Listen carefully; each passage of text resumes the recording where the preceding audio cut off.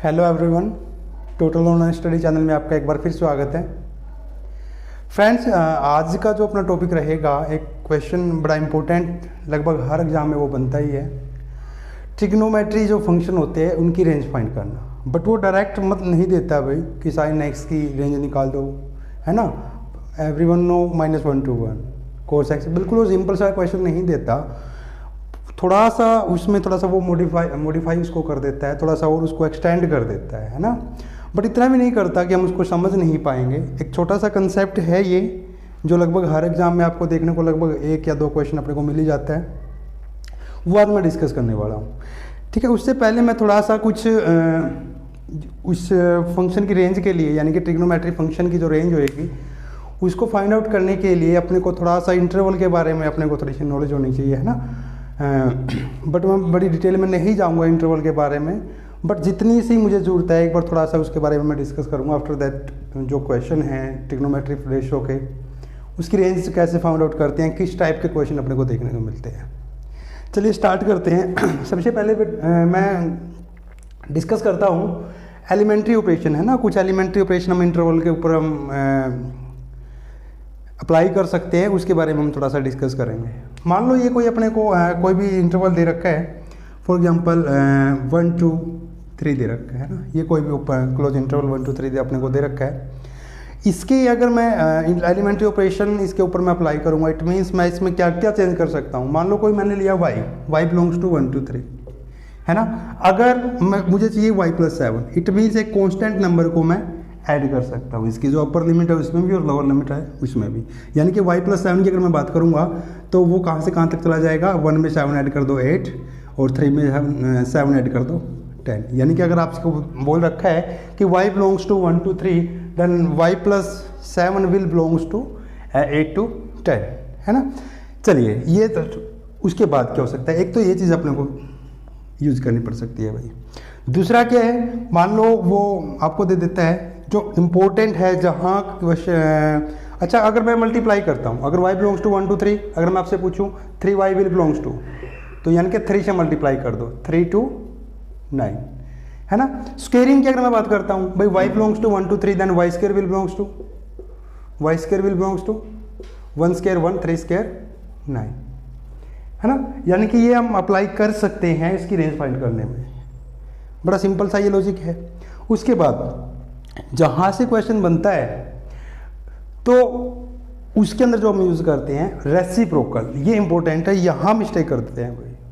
यानी कि अगर मैं आपसे पूछूं y+, ये थोड़ा सा ध्यान से देखें कि if y belongs to 1 2 3, reciprocal की जब हम बात करते हैं तो 1/y विल बिलोंग्स टू, अगर मैं इसको चलो मैं 2 to 3 ले लेता हूँ, 1/y विल बिलोंग्स टू, ये क्या आएगा 1/3 to 1/2, है ना। कहने का मतलब है जब रेसिप्रोकल करते हैं हम तो इनकी इंटरचेंज हो जाती है पोजीशन, यानी कि 3 इधर आ जाएगा, 2 इधर आ जाएगा, because we know that 2 is less than 3, but 1/3 is less than 1/2। यानी कि डिनोमिनेटर में जितना बड़ा नंबर होएगा वो ऑल ओवर उतना ही छोटा होता चला जाएगा ना। वी नो वेरी वेल इस चीज़। लेकिन ध्यान रहे, ये चीज़ मैं कब अप्लाई करने के लिए बोल रहा हूँ, मैंने सिंपल सा बोल दिया। इसमें देखा भाई, जो जनरलाइजेशन हमने क्या देख ली भाई, इनकी पोजीशन इंटरचेंज कर दो, 1 रेसिप्रोकल की वो रेंज आ जाएगी, है ना। बट ये चीज़ हम कब अप्लाई कर सकते हैं, इफ़ ये दो अपने को अपर लिमिट लोअर लिमिट जो दे रखी है, ये बोथ आर पॉजिटिव और नेगेटिव। अगर ये दोनों पॉजिटिव है तब भी ये चीज़ अप्लाई है, अगर ये दोनों नेगेटिव है तब भी ये चीज़ अप्लाई है। यानी कि अगर मैं आपसे पूछूँ कि if y belongs to -7 to -1, -2 ले लो, चलो थोड़ा सा -1 का फिर रेसिप्रोकल लेंगे, वापस वही देखने को मिलेगा ना। ये थोड़ा सा और जनरलाइजेशन हो जाती है इसकी। If y belongs to -7 to -2, then 1/y will belongs to, मैंने क्या बोला भाई, पोजिशन इंटरचेंज कर देते हैं ना। इनके 1/-2, यानी कि -1/2 to -1/7। क्लियर है ना। अगर दोनों नेगेटिव है तब भी ये चीज़ अप्लाई कर सकते हैं हम, अगर दोनों पॉजिटिव है तब भी ये चीज़ अप्लाई हो सकती है। अब बात आती है कि अगर एक नेगेटिव है एक पॉजिटिव है, फिर क्या करेंगे। ये चीज़ को थोड़ा सा ध्यान से सीखें, और यही चीज़ सबसे ज़्यादा यूज़ होती है जो अपने को क्वेश्चन देखने को मिलते हैं। क्लियर है। यानी कि अगर मैं आपसे बोल लूँ if y belongs to -2 to 7, then 1/y will belongs to अब इसका मतलब ना तो मैं इसको ऐसे लिखूंगा -1/2 to 1/7, रॉन्ग। ना इंटरचेंज हम इसको कर सकते हैं 1/7 to -1/2, रॉन्ग। तो इसमें क्या बात अपने को ध्यान में रखनी है, ये देखिए भाई थोड़ा सा, है ना। If y belongs to -2 to 7, if y belongs to -2 to 7, then 1/y will belongs to. इस चीज़ को समझिए, थोड़ा सा मुश्किल नहीं है बट इम्पोर्टेंट बहुत है भाई, है ना। इसके क्वेश्चन देखने को मिलते हैं, अभी मैं क्वेश्चन कराऊंगा इसके बाद, वहाँ देखना भाई इसमें। जैसे तो मैंने क्या बोला भाई, if y belongs to this then 1/y will belongs to -∞ to -1/2। अगर क्लोज है तो क्लोज लगा दो, यूनियन 1/7 to ∞। इसकी रेंज इस तरह से निकाली जाती है ना। ज़्यादा प्रूफ में मैं नहीं जाऊँगा डिटेल में, बट जो अपने काम की बात है उसकी मैं बात, उसका जो जनरलाइजेशन है वो मैं यहाँ डिस्कस कर लेता हूँ। यानी कि रेसिप्रोकल तो करना ही है इनका, पर ध्यान रहे ये हमेशा दो पार्ट में टूट जाएगा। अब ये क्यों टूटा, देखो इसका मतलब यही तो है, क्या -2 to 0, यहाँ क्लोज ले लेते हैं, यूनियन बोथ साइड भी क्लोज ले लो, उससे कोई फर्क नहीं पड़ता, 0 to 7। यानी कि अगर y बिलोंग्स टू -2 to 7 है, उस चीज़ को मैं यहाँ भी ये भी तो लिख सकता हूँ। बट मैंने इसको ब्रेक क्यों किया, क्योंकि 0 का रेसिप्रोकल नहीं होता 1/0। अब 1/0 क्या होता है, not defined, but 1/0 positive, 1/0 negative, ये तो डिफाइंड होते हैं ना। ध्यान रहे, बोलते हैं कि 1/0 नेगेटिव, 1/0 पॉजिटिव। 1/0 नेगेटिव का मतलब क्या है, 0 से लेस। 1/0 पॉजिटिव क्या है, एग्जैक्ट 0 नहीं है ये, मोर देन 0। अब 1/0 मैं लिखता हूँ ना जो इन्फिनिटी, ये किसकी वैल्यू होती है, 1/0 पॉजिटिव की वैल्यू होती है इन्फिनिटी। 1/0 नेगेटिव, इसकी वैल्यू होती है -∞। और मैं लिखता हूँ 1/0, ये होता है नॉट डिफाइंड, ये होता है नॉट डिफाइंड। अब मैंने क्या किया, एक्चुअली मैंने क्या किया, ये जो लिमिट निकाली है ये कहाँ से कहाँ तक की निकाल ली, -2 to 0 नेगेटिव और 0 पॉजिटिव टू 7। मैंने इसको ऐसे ब्रेक किया, उसके बाद मैंने इसका रेसिप्रोकल लिया है। समझ आ रही है बात, यानी कि 1/0 होता है ये नॉट डिफाइंड होता है, बट 0 के लेस में जाएंगे वो चीज़ तो डिफाइंड होगी ना। अगर वो डिफाइंड है तो उसका रेसिप्रोकल भी होएगा, क्लियर है। तो यानी कि 1/0 नेगेटिव का रेसिप्रोकल मैंने क्या ले लिया, -∞। 1/0 पॉजिटिव का रेसिप्रोकल क्या ले लिया, इन्फिनिटी। समझ आ रही है बात, इस बात को समझने की कोशिश करें कि मैंने इसको ऐसा ब्रेक करने की जरूरत क्यों पड़ गई, इसको ऐसे ब्रेक क्यों किया गया, क्यों, क्योंकि -2 to 7 जब मैं चला, इसके बीच में 0 भी आता है। जब मैं उसका रेसिप्रोकल लेता हूं तो 0 का रेसिप्रोकल नहीं होता। तो इसलिए मैंने उस इंटरवल को, यानी कि y वाले इंटरवल को ही दो पार्ट में ब्रेक कर लिया। कहाँ तक, -2 to 0 और 0 to 7। बट 0 का रेसिप्रोकल नहीं आएगा, मैंने इस वाले इंटरवल के हिसाब से 0 नेगेटिव का रेसिप्रोकल तक मैंने ले लिया। वो क्या बन गया, -∞ to -1/2। क्यों, क्योंकि मैंने बोला था, क्या बोला था भाई, कि जब दोनों पॉजिटिव या दोनों नेगेटिव होते हैं तो इनकी पोजीशन इंटरचेंज हो जाती है और रेसिप्रोकल ले लेते हैं। वही किया बिल्कुल सेम।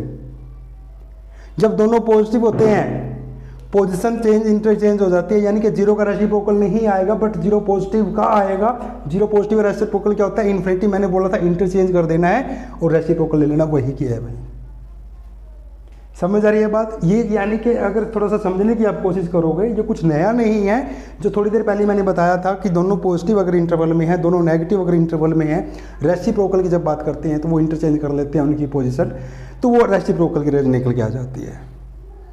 क्लियर है, ये चीज़ है, यही चीज़ हम बार यूज होती है जो ट्रिग्नोमेट्री के ऊपर क्वेश्चन बनाता है। हालांकि ये मैंने नंबर के बारे में क्यों डिस्कस किया, क्योंकि डायरेक्ट अगर मैं ट्रिग्नोमेट्री की रेंज निकालने बैठ जाता और वहाँ फिर अप्लाई कर देता तो वहाँ समझने में थोड़ी सी मुश्किल होती, परेशानी होती है भाई।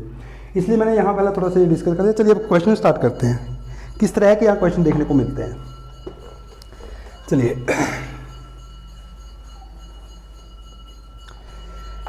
कई बार बड़ा सिंपल सा क्वेश्चन भी आ जाता है और कई बार थोड़ा सा टिपिकल भी आ जाता है। जैसे एक बार क्वेश्चन आया, सिंपल सा क्वेश्चन था, y = 3 sin x, y = 3 sin x - 5। इसकी रेंज अपने से पूछ ली भाई, है ना, then y will belongs to, interval के फॉर्म में दे दिया, बड़ा आसान है ना। क्यों, कैसे भाई, अब अपने को पता है साइन एक्स कहाँ से कहाँ तक होता है भाई, -1 से 1 होता है, बट इसके साथ कौन 3 मल्टीप्लाई में अभी थोड़ी देर पहले बताया था, कॉन्स्टेंट से मल्टीप्लाई कर सकते हैं, यानी कि 3 sin x will belongs to -3 to 3। Same number को ऐड या सब्ट्रैक्ट कर सकते हैं किसी भी कॉन्स्टेंट को, यानी कि 3 sin x -5 will belongs to -3 -5 3 -5, है ना, यानी कि -8 to -2। ये किसकी रेंज आ गई भाई, y की। इसने डायरेक्ट, अब की बार ये डायरेक्ट y की ही पूछी थी।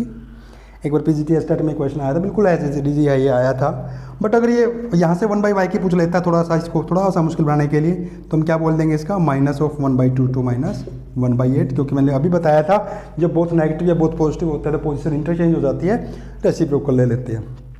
एक बार थोड़ा सा इसके हट के थोड़ा सा क्वेश्चन आया भाई। क्वेश्चन क्या था, find the range of y if y equal to 1 question क्या था, 1/5 cos x + 2, 5 cos x + 2, इसकी रेंज अपने को निकालनी थी भाई, है ना। बड़ा आसान है ये भी। अगर ये सारी की सारी से पहले जो रेसिप्रोकल की जो मैंने कंडीशन बताई थी, अगर वो समझ आ गई होगी तो एक नंबर लगभग आपने एक क्वेश्चन आपने अपना पक्का कर लिया है भाई। वो कैसे, अब देखो अपने को पता है cos x will belongs to -1 to 1, है ना, 5 है तो 5 cos x will belongs to -5 to 5, +2 करेंगे तो यानी कि 5 cos x +2 करेंगे तो यहाँ -3 बन जाएगा और यहाँ 7 बन जाएगा। बट अपने को 5 cos x +2 की वैल्यू नहीं चाहिए थी, अपने को इसका रेसिप्रोकल चाहिए है, तो इसका रेसिप्रोकल यानी कि 1/5 cos x +2 will belongs to, अभी देखो जरा ध्यान से, ये y जो है एक नेगेटिव एक पॉजिटिव है, तो ये इंटरवल ब्रेक होएगा, है ना, अभी जो मैंने डिस्कस किया था। यानी कि ये अगर आपको प्रॉपर्टी पता है तो ये कहाँ से कहाँ तक चला जाएगा, -∞ to -1/3, क्लोज ब्रैकेट है तो क्लोज लगा देंगे, यूनियन 1/7 to ∞। ये क्वेश्चन आया था भाई, ये क्वेश्चन आया था। अब मिस्टेक कहाँ होती है, करते क्या है भाई, cos x की मिनिमम वैल्यू कितनी होती है, अब अपने को पता है भाई डिनोमिनेटर में जब मैक्सिमम आएगा तो ऑल ओवर मिनिमम होएगा। हमने एक चीज़ रट रखी होती है कि अगर डिनोमिनेटर में मैक्सिमम है तो ऑल ओवर मिनिमम है, अगर डिनोमिनेटर में मिनिमम है तो ऑल ओवर मैक्सिमम है। तो एक ऑप्शन उसने ऐसा भी दिया था और बच्चे मैक्सिमम ने यही अप्लाई किया था कि जब cos x की वैल्यू -1 आएगी तो यानी कि मिनिमम ये ऑल ओवर कितना बन गया, -1 होएगी तो नीचे कितना बन गया, -5 + 2 यानी कि -3, और जब मैक्सिमम होएगी तो 1/7, तो रेंज बना दी थी 1/-3 to 1/7, है ना। क्योंकि अब थोड़ा सा दिमाग उन्होंने लगा लिया भाई, है तो ये मिनिमम बट ये माइनस का ये प्लस का, तो माइनस वाला पहले लिख लिया था, अदरवाइज ये पॉजिटिव होता तो इसको बाद में लिख लेता, कुछ इस तरह से उन्होंने, बच्चे दिमाग लगा बैठते हैं फालतू का भाई। बट जो होता है जो इसके अंदर चलता क्या है वो इस तरह से चलता है, इसकी रेंज ये नहीं आती, ये आती है। और कमाल की बात, उसको पता होता है सेटर को कि कहाँ मिस्टेक होने के चांस है, ये ऑप्शन भी उसमें था, -1/3 to 1/7।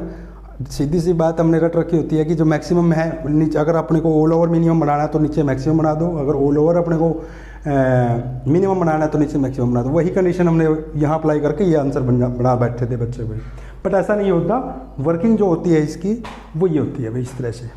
चलिए अब यहाँ कितने भी क्वेश्चन बन जाओ, एक बड़ा इंपॉर्टेंट क्वेश्चन यहाँ तैयार हो गया है। एक बार क्वेश्चन आया था, एक बार जो क्वेश्चन आया, हालांकि वह ट्रिग्नोमेट्री चैप्टर थोड़ा सा लेंथी है, अगर मैं पूरी डिटेल में अभी मैं नहीं जाऊंगा, मैंने सिर्फ वही इसमें से कराऊंगा जहाँ से क्वेश्चन बनते हैं भाई, वही मैं डिस्कस करूंगा। 1 या 2 वीडियो रहेगी छोटी छोटी सी ट्रिग्नोमेट्री की, क्योंकि अगर मैं ये कराने बैठता हूँ साइंस के x + cos के x = 1 होता है, फिर उसके प्रूफ कराने बैठ जाता हूँ भाई, कोई एक साइड दे दी मैंने, विल इक्वल टू उसके 4 ऑप्शन दे दिए, है ना। अपने को पता है भाई वो डायरेक्ट कोई भी एंगल पुट करके 2-3 एंगल पुट करके हम बड़े इजीली हम कर सकते हैं उसको, है ना। जो दे रखा है उसमें भी एंगल कोई भी वैल्यू पुट कर दो 2-3, और जो ऑप्शन होता है उसमें भी कर दो, है ना। वो टाइम सेविंग होता है ऐसे करना, वो मैं सारा का सारा डिस्कस नहीं करूँगा, जहाँ प्रॉब्लम आ सकती है वो मैं डिस्कस करने वाला हूँ। एक बार थोड़ा सा इसी क्वेश्चन को थोड़ा सा मुश्किल बना दिया उसने, क्या आया, 3 cos x + 1/5 cos x + 2, ये दे दिया भाई। किसकी रेंज निकालो, इसकी रेंज निकालो, क्या निकल के आएगी। हालांकि ये डिस्कस मैं उसमें भी कर सकता था फंक्शन वाले चैप्टर में, बट मैंने एक पर्टिकुलर ट्रिग्नोमेट्री में से आइडेंटिफाई किया कि इसको मैं ट्रिग्नोमेट्री चैप्टर में इसको मैं कंसिडर कर सकता हूँ, इसलिए मैंने यहाँ इसको अलग से डिस्कस कर लिया मैंने इसको। आज मैंने क्या बोला, अभी हमने देखा था क्वेश्चन कि अगर ये 1 अकेला 1 यानी कि सिर्फ डिनोमिनेटर में अगर होता या सिर्फ डिनोमिनेटर में होता cos x या सिर्फ न्यूमरेटर में होता तो रेंज फाइंड आउट करना कोई ज़्यादा बड़ा काम नहीं है, क्योंकि अगर न्यूमरेटर में होता है फिर तो डायरेक्ट होता है ना, -1 to 1 उसके हिसाब से हम देख सकते हैं। बट अगर डिनोमिनेटर में होता है, अब रेसिप्रोकल, अब वो भी मुश्किल नहीं रहा, वो भी मैंने आपको सिखा दिया। अब इसमें न्यूमरेटर में भी है और डिनोमिनेटर में भी है, तो हम क्या करेंगे, इसको थोड़ा सा पहले सिंप्लीफाई करेंगे, after that we will find the range. तो इसमें यानी कि कैसे कर सकते हैं, इसको मैं क्या लिख सकता हूँ भाई, 3 cos x upon 5 cos x plus 2 plus 1 upon 5 cos x plus 2। अब इसकी तो रेंज अभी थोड़ी देर पहले भी फाइंड करी थी हमने, है ना, इसके तो निकालना कोई बड़ी बात नहीं है। बात आती है इसमें क्या करें। अब इसमें भी पहले मैंने क्या बोला कि या तो सिर्फ न्यूमरेटर में ही ट्रिग्नोमेट्रिक फंक्शन होना चाहिए या सिर्फ डिनोमिनेटर में ही होना चाहिए, वही चीज़ हम यहाँ करेंगे। अब मैंने क्या किया, 3 कॉमन ले लिया भाई, तो ये अंदर कितना बच गया, cos x upon 5 cos x plus 2, है ना, ये प्लस में बैठा ही है। फिर क्या किया, इस मैंने न्यूमरेटर से खत्म करूंगा मैं, तो मैंने क्या किया, 5 से मल्टीप्लाई 5 से डिवाइड कर दिया, कोई बड़ी बात नहीं, प्लस 2 माइनस 2 कर दिया, बिल्कुल ठीक किया भाई। यानी कि 3/5, इसको सेपरेट करूंगा तो 5 cos x plus 2 upon 5 cos x plus 2 cancel होकर 1 बन जाएगा, और माइनस के 2 upon 5 cos x plus 2 plus 1 upon 5 cos x plus 2, है ना। यानी कि थोड़ा सा और सिंप्लीफाई करेंगे तो 3/5, अच्छा 1/, यहाँ इन दोनों से अगर 1/5 cos x प्लस 2 को 5 cos x प्लस 2 को अगर कॉमन ले लूँगा तो यहाँ से कितना बचेगा, 3/5 बचेगा और माइनस का 1 बचेगा, यानी कि 3/5 माइनस ये माइनस का 2/3, ये प्लस का 2/5 into 1 upon 5 cos x plus 2। अब इसकी रेंज अपने को निकालनी होती है, उसको 2/5 से मल्टीप्लाई कर सकते हैं इंटरवल में, फिर ये ऐड कर देंगे, बड़े आराम से अपने पास रेंज निकल के आ जाएगी। यानी कि अगर थोड़ा सा और उसको थोड़ा सा मुश्किल बनाना चाहेगा तो वो ऐसा भी दे सकता है, बट ध्यान रहे हम इस तरह की रेंज कब निकाल पाते हैं, या तो सिर्फ न्यूमरेटर में ट्रिग्नोमेट्रिक रेशियो है या फिर डिनोमिनेटर में है। क्लियर है। चलिए एक क्वेश्चन और मैं डिस्कस कर लेता हूं, एक क्वेश्चन और मैं डिस्कस कर लेता हूं।